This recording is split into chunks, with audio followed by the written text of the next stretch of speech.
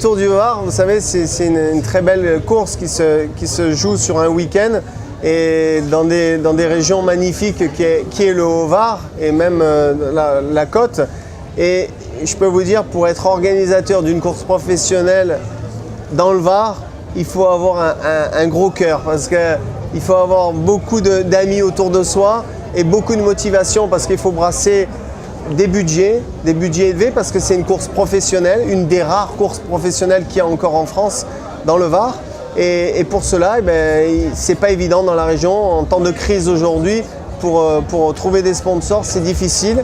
Et chapeau à Serge qui continue d'année en année de progresser dans cette course. Chaque année, il y a le plateau international qui sont là, le plateau des super coureurs qui sont des coureurs de classique ou des coureurs de Tour de France qui sont là.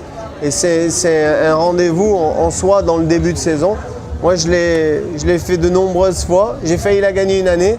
Ma meilleure place, c'est deuxième.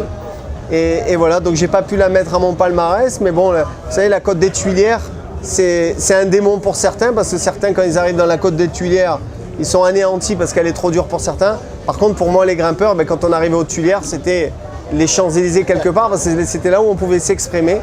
Donc le Tour du Var reste en tout cas, au niveau de sportif, une très belle épreuve.